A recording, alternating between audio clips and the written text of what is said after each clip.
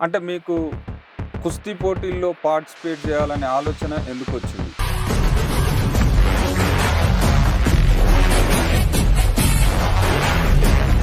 1973లో నాకు నా వెయిట్‌లో 48 కేజెస్ వెయిట్‌లో ఓకే.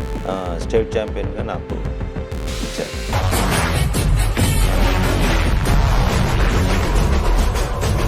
మీరు ఇంత ఆరోగ్యంగా ఉండడానికి గల కారణం ఏంటి? పొద్దున్నే ఎర్లీ మార్నింగ్ 5:00 నిద్ర లేవడం, ఎక్సర్సైజులు చేసుకోవడము, దాని తర్వాత నేను పనికి వెళ్ళడము, జాబ్ చూసుకోవడము.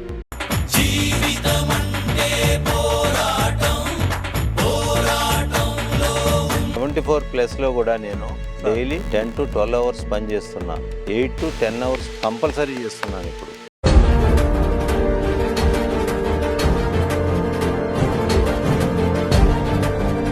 ఇంత యాక్టివ్‌గా, ఇంత ఎనర్జిటిక్‌గా ఇప్పుడు గూడా దాదాపు 12 గంటల వర్క్ చేయగలుగుతున్నారు. చేస్తున్నా. అంటే నేటి యువతకు మీరు ఏం సందేశం ఇవ్వాలా?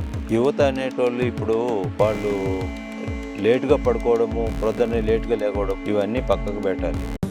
ఎంత కష్టమైన నమ్మకమే ఉంటే మళ్ళీ బలం అంటే ప్రస్తుతం ఈ సోషల్ మీడియా పుణ్యమా అని అమ్మాయిలు చాలా ఘోరంగా కూడా ప్రవర్తిస్తున్నారు చాలా మంది. అంటే దానిపైన మీరేమో ఒకప్పుడు మగపిల్లలు మోసం చేసేటోళ్ళు అనేటోళ్ళు. ఏది ఫారెన్లో ఉండేటోళ్ళు పెళ్లి చేసుకొని వదిలేయడం, కట్నాలు తీసుకొని ఇది చేసేయడం, అది చేసేయడం. ఇప్పుడు అట్లా కాదు, అమ్మాయిలు రివర్స్ అయిపోయారు. వీడి దగ్గర ఎంత ఉంది, వాడిని చేసుకొని ఎంత తీసుకోవచ్చు మనం, దాని తర్వాత వదిలేసేయచ్చు.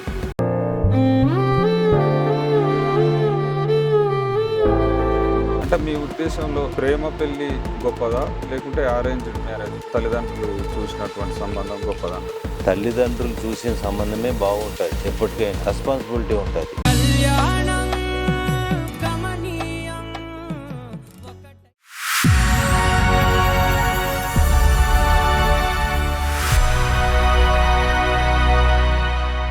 హలో, అందరికీ నమస్తే. నేను మీ శ్రీశైలం ఆర్ఎల్ఆర్ టాపిక్ కి స్వాగతం. ప్రస్తుతం మన ముందు ఒక టైలర్ గా, బ్యాంకు ఉద్యోగిగా, మల్ల విద్యలో ఆరితేరి ఆంధ్రప్రదేశ్ ఛాంపియన్ గా నిలిచినటువంటి నాగభూషణం గారు మన ముందున్నారు.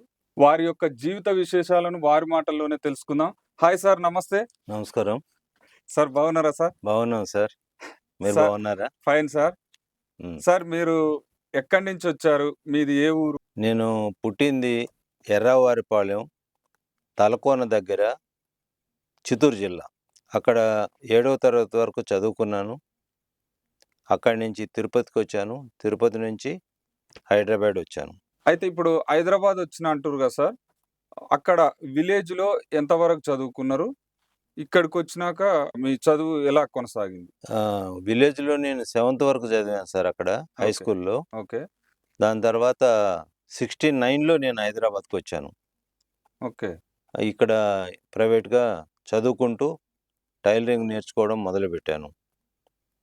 అదే సైమల్టేనియస్గా నేను 70లో కుస్తీ పోటీలకి ఎక్సర్సైజ్ చేయడము, ప్రాక్టీస్ చేయడము మొదలుపెట్టాను పంజగుట్ట వ్యాయామశాలలో.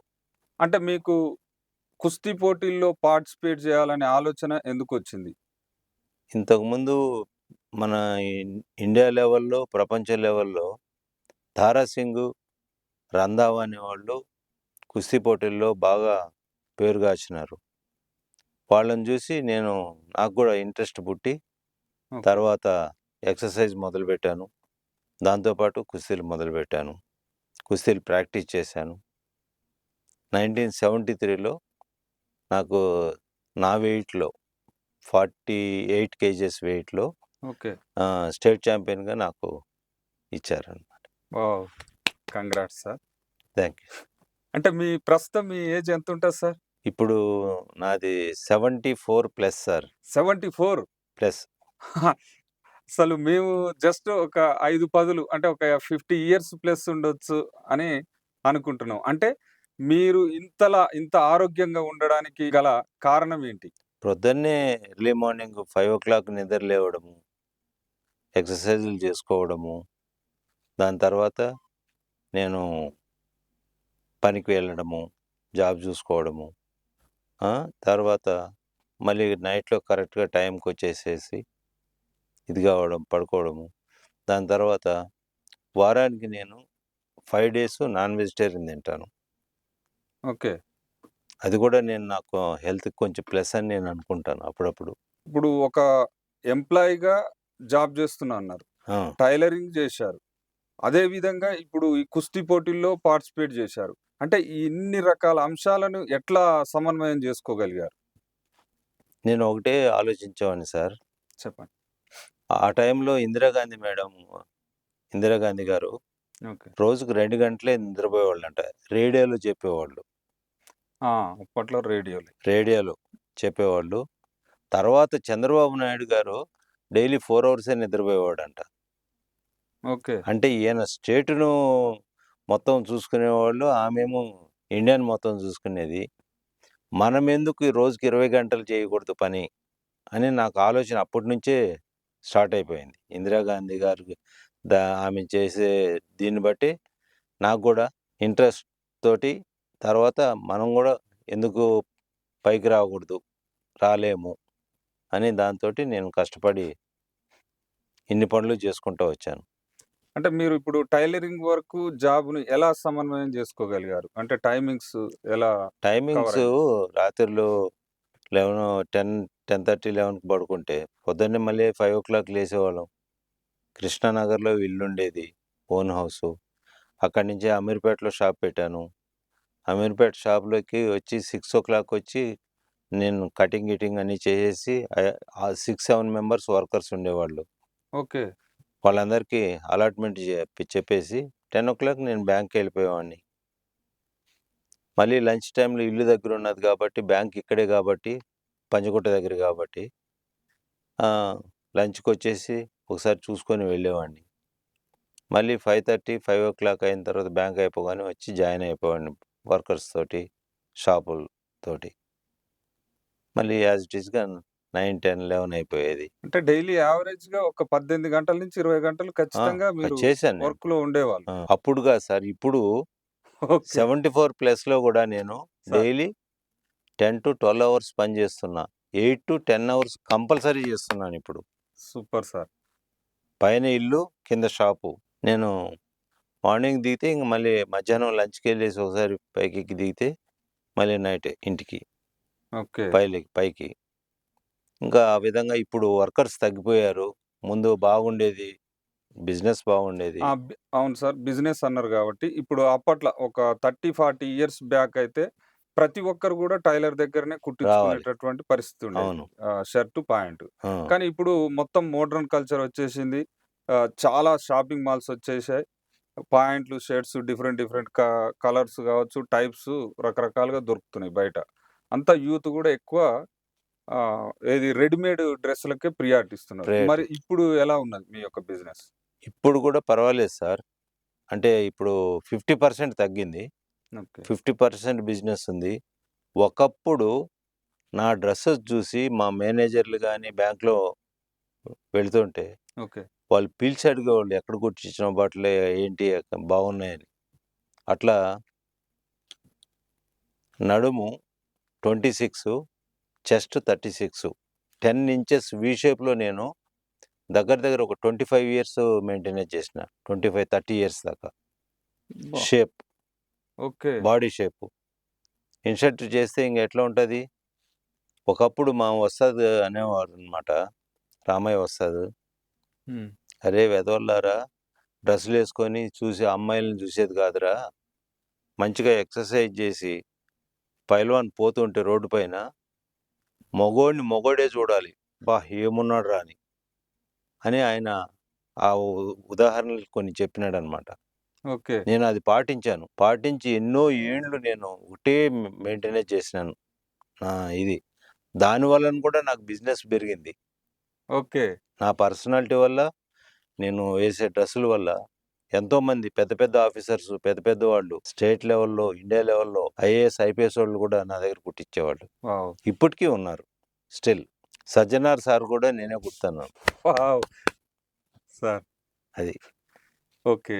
అంటే ఇప్పుడు నేటి యువతకు మీరు ఇచ్చేటటువంటి సందేశం ఏంటి సార్? ఎందుకంటే మీరు ఇప్పుడు 74 ప్లస్‌లో గూడా ఇంత యాక్టివ్‌గా, ఇంత ఎనర్జిటిక్‌గా ఇప్పుడు గూడా దాదాపు 12 గంటల వర్క్ చేయగలుగుతున్నారు. చేస్తున్నాను. అంటే నేటి యువతకు మీరు ఏం సందేశం ఇవ్వాలనుకుంటున్నారు? యువత అనేటోళ్ళు ఇప్పుడు వాళ్ళు లేట్‌గా పడుకోవడము, ప్రొద్దున్నే లేట్‌గా లెగవడము, ఇవన్నీ పక్కకు బెట్టాలి. తల్లిదండ్రుల మాటన్నా వినాలి, లేదా అలారం పెట్టుకోవాలి. 5:00 లెగాలి, ఫ్రెష్ అప్ కావాలి, రన్నింగ్ చేసుకోవాలి, ఎక్సర్‌సైజులు నీకేది ఇష్టముంటే ఆ ఎక్సర్‌సైజ్ జేసుకోవాలి. నువ్వు కుస్తీలు పోట్లాడాలంటే కుస్తీలు, ఇంకా వేరేది కావాలంటే గేమ్స్‌లో ఏదన్నా పాల్గొనాలి. దాంతో పాటు చదువును గూడా నువ్వు ఇంట్రెస్ట్ చూపిస్తేనే నువ్వు పైకొస్తావు. పిల్లలకి ఇప్పుడు తల్లిదండ్రులు కూడా గైడెన్స్ చాలా ఇవ్వాలి. తల్లిదండ్రులు చెప్పనందువలనే సగం చెడిపోతున్నారు పిల్లలు. ఓకే. తల్లిదండ్రులు మాత్రం కంపల్సరీ వాళ్ళ ఎనకంటే ఉండాలి. వాళ్ళకిచ్చేది ఆస్తుల కంటే కూడా జ్ఞానం, చదువు, హెల్త్ ఇవిస్తే అవే వాళ్ళకి ఆస్తులు. ఇప్పుడు మీకు సంతానం ఎంతమంది సార్ పిల్లలు? నాకు వాళ్ళేం జేస్తున్నారు? ముగ్గురు పిల్లలు సార్. నేను మ్యారేజ్ చేసుకునింది భీమవరం, వెస్ట్ గోదావరి. ఓకే. నాకు ముగ్గురు పిల్లలు. ఒక అమ్మాయి, ఇద్దరు అబ్బాయిలు. మా పాపని ఇక్కడ తెలంగాణలో ఇచ్చాను. ఓకే. లంగర్ హౌస్. హుహు. మా అల్లుడు వాళ్ళు బాగున్నోళ్ళు. Well of. తర్వాత అబ్బాయికి తిరుపతి దగ్గర పీలేరులో చేసుకున్నాను. నా వియంకుడు పోలీస్ ఆఫీసర్. ఖమ్మం జిల్లా పీలేరు. ఆ! తిరుపతి దగ్గర పీలేరు. ఓకే.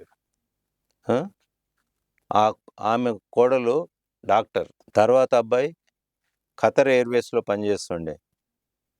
అయితే ఆయన మా వైఫ్‌కి ఆంధ్రాలో ఇంట్రెస్ట్ అని అక్కడ తణుకు దగ్గర కానూరులో చేసుకున్నాం. చిన్నోడికి. తర్వాత మా పెద్దోడికి ఒక కొడుకు పుట్టారు. వాళ్ళకి లేదింకా. అంటే వాళ్ళ వృత్తిరీత్యా వాళ్ళని గూడా పైల్వాన్ లాగా జేయాలని ఎప్పుడన్నా అనుకున్నారా? మీరు ఆల్రెడీ చాంపియన్‌గా ఎదిగారు గదా! అనుకున్నాను. కానీ చిన్నోడు మాత్రం బాగా ఎక్సర్‌సైజ్ చేసి తయారైనాడు. ఓకే. కానీ ఇద్దరూ బాక్సర్స్‌గా స్టేట్‌కి ఆడినారు. బాక్సర్‌గా. బాక్సర్‌గా. స్టేట్‌కి ఆడినారు గానీ ఛాంపియన్స్ కాలేదు. ఓకే. స్టేట్ లెవెల్‌లో ఆడినారు. మంచిగా పేరు తెచ్చుకున్నారు. మీరు ఇప్పుడు అంటే షర్ట్స్, పాయింట్స్ గాకుండా ఇంకా వేరే సూట్స్ గిట్లా ఏమన్నా కుడతారా? సూట్లు కుడతాను. లేడీస్ వర్క్ కూడా చేపిస్తున్నాము. లేడీస్ లేడీస్ వర్క్ మాస్టర్‌ని గూడా. పెట్టాము. ఓకే. లేడీస్ వర్క్ కూడా చేపిస్తున్నాం. ఇప్పుడు నా దగ్గరికొచ్చే పెద్ద పెద్ద కస్టమర్స్ వస్తారు గదా! అవును. వాళ్ళ ఫ్యామిలీస్‌కి వాళ్ళకి మళ్ళీ వేరే చోటికి పోకుండా నా దగ్గరికొస్తే ఇంక నాతో పాటు, వాళ్ళతో పాటు వాళ్ళు గూడా మన దగ్గరే ఇచ్చి చేయించుకునేలాగా ప్లాన్ చేశాము. పర్వాలేదు, బానే ఉంది. అంటే ప్రస్తుతం ఎలా ఉంది సార్? అంటే ఇప్పుడు ఒక దాదాపు 50 సంవత్సరాల వృత్తి. ఏది టైలర్ వృత్తి. అంటే మీకు ఎలా అనిపిస్తుంది ఆ వృత్తి మీద? నాకు ఇది ఈ వృత్తి టైలరింగ్ ఇంట్రెస్ట్ ఉన్నది కాబట్టి 2001లో నేను వీఆర్ఎస్ తీసుకున్నా, వాలంటరీ రిటైర్మెంట్. ఓకే. అప్పుడు ఒక స్కీమ్ ఇచ్చారు ఆల్ బ్యాంక్స్‌కి గవర్నమెంట్. హుహు. Golden shake hand. అంటే ఒక సంవత్సరం సర్వీస్‌కి 2 మంత్స్ సాలరీ ఇస్తామని జెప్పి వాళ్ళు పెట్టారనమాట. నాకప్పటికి 25 ఇయర్స్ సర్వీస్ అయింది. ఓకే. 2001కే.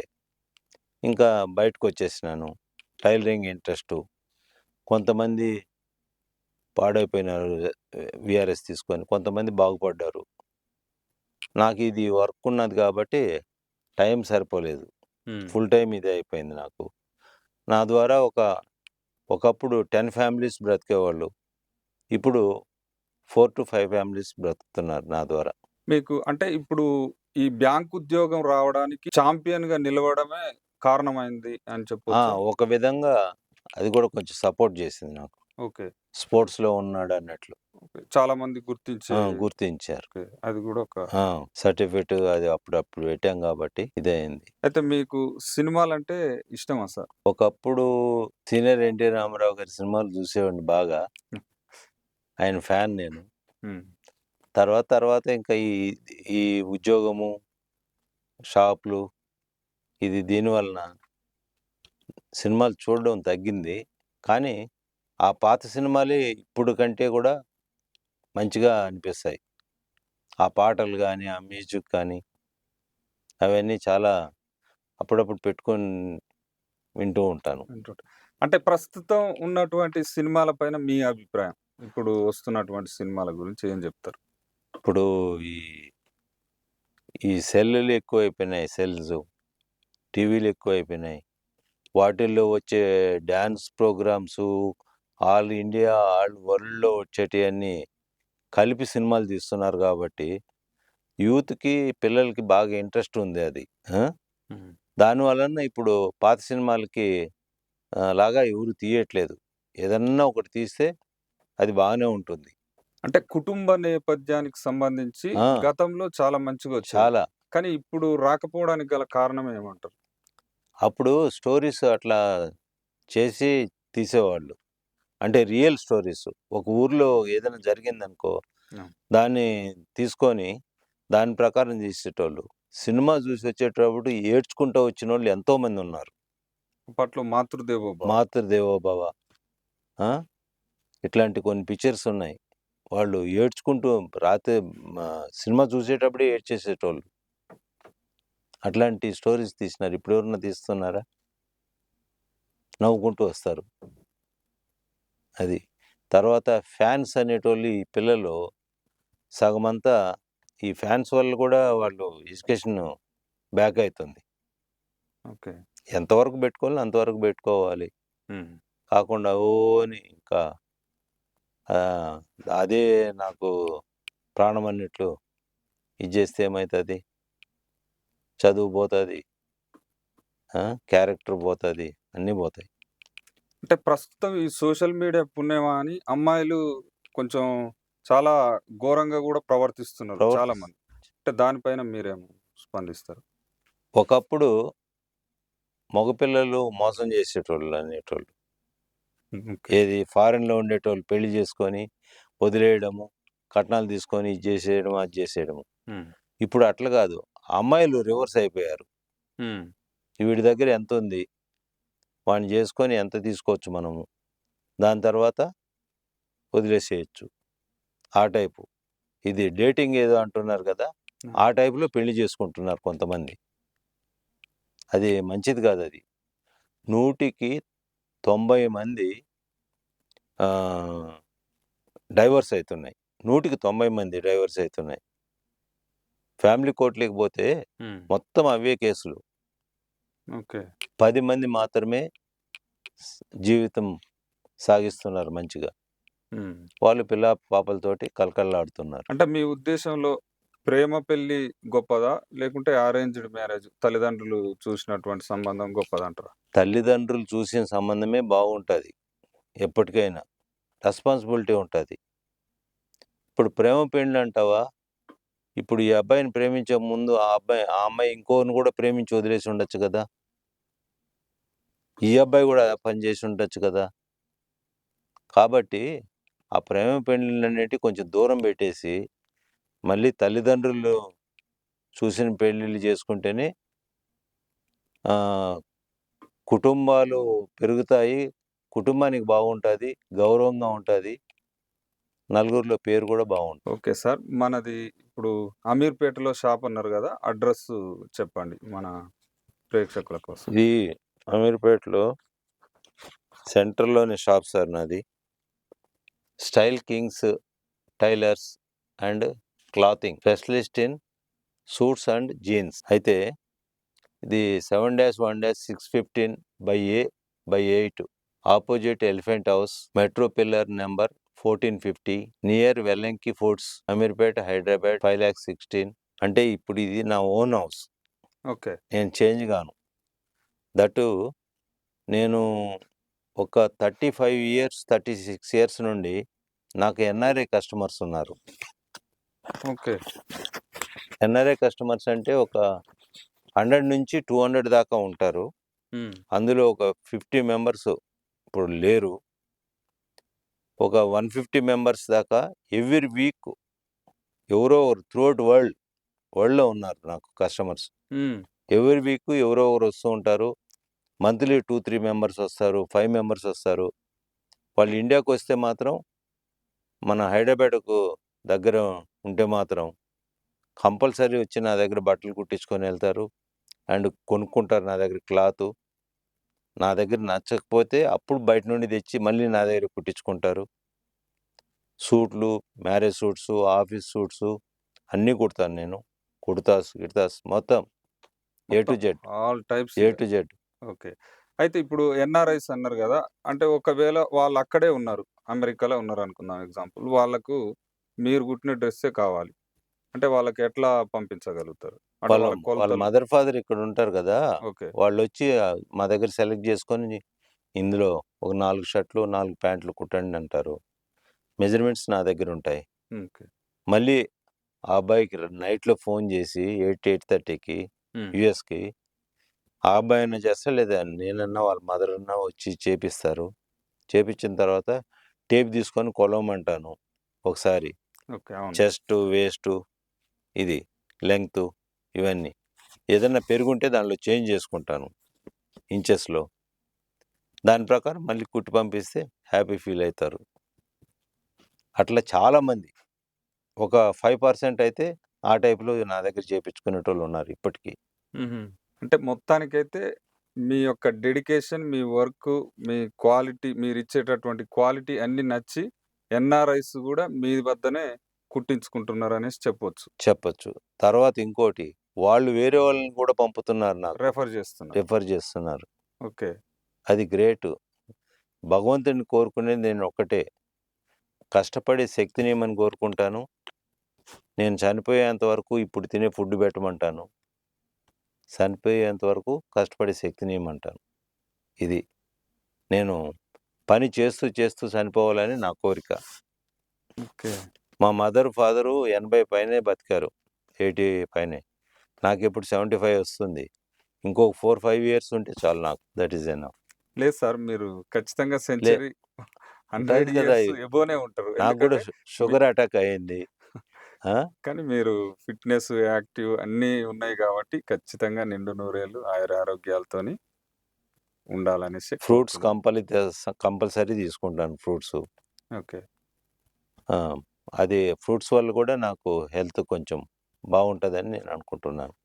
ఫైనల్‌గా మీరు ఏం మెసేజ్ ఇవ్వాలనుకుంటుర్రు సార్ ఈ సొసైటీకి? సొసైటీకి ఏముంది సార్, ఇప్పుడు రోజు రోజుకి ఇప్పుడు ఈ యుద్ధాలని అవని మనకన్నీ పెరిగిపోతున్నాయి. అవును. ఇంట్లో ఉండే ప్రతి ఒక్కరూ పనిచేసి, కష్టపడి పనిచేసి డబ్బు సంపాదించాలి. ఒక్కరు సంపాదించి నలుగురు తినాలంటే కుదరదు. పరిస్థితులు బాగోలేవు.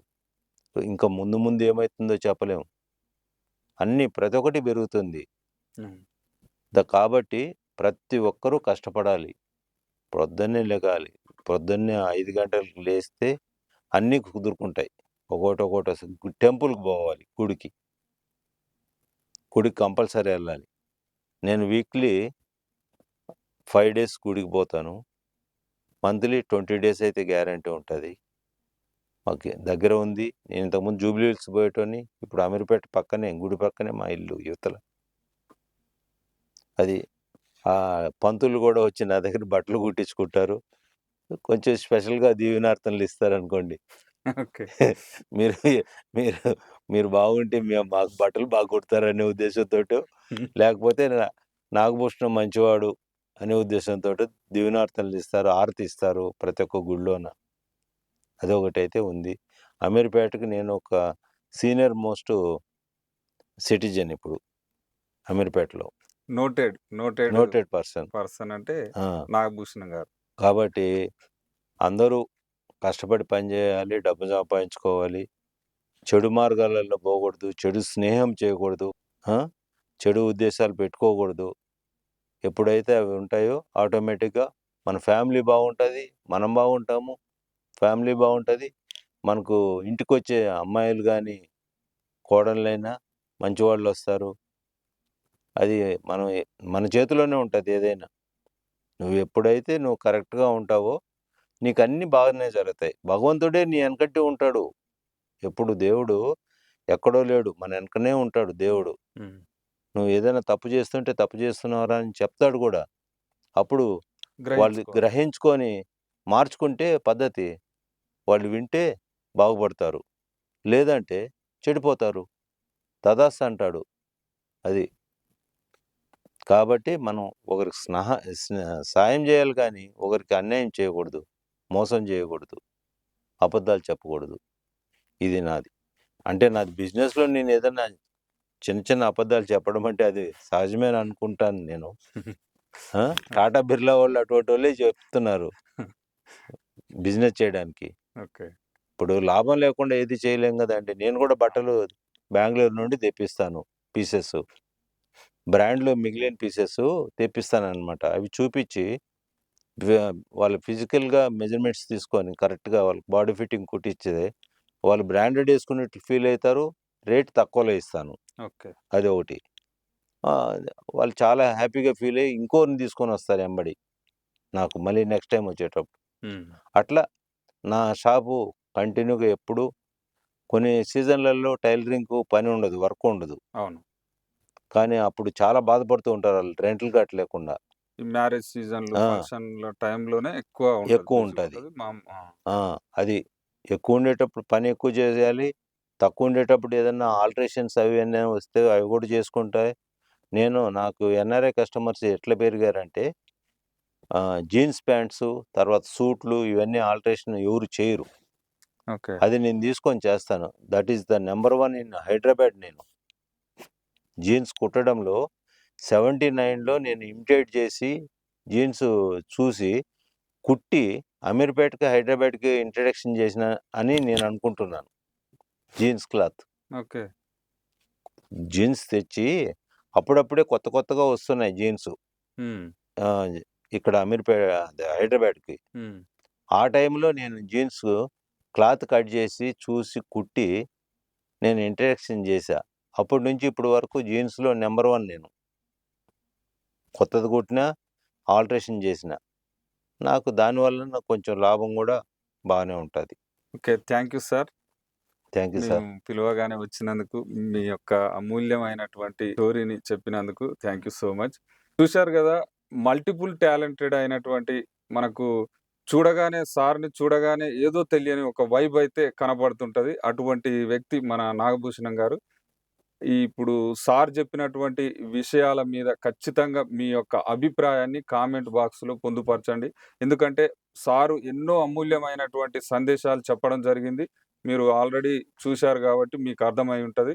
ఇంకొక విషయం ఏంటంటే, మనం ఒక పని జేయాలంటేనే ఎంతో ఇబ్బంది పడతాం. అటువంటిది సారు ఒక 3, 4 రకాల పనులని సమన్వయం జేసుకుంటూ అన్ని పనులలో గూడా మంచి సక్సెస్‌ఫుల్‌గా ఎళ్ళడమే గాకుండా ఆంధ్రప్రదేశ్‌లో 1973లో కుస్తీ పోటీల్లో ఛాంపియన్‌గా గూడా నిలిచినటువంటి ఒక అద్భుతమైన పర్సన్‌ని మనం ఈరోజు ఇంటర్వ్యూకి పిలిపించుకోవడం మనకు గూడా చాలా సంతోషంగా అనిపిస్తుంది. చూస్తూనే ఉండండి ఆర్ఎల్ఆర్ టాపిక్‌ని. సబ్స్క్రైబ్ జేసుకోండి, షేర్ జేయండి, కామెంట్ పెట్టండి. Thank you so much.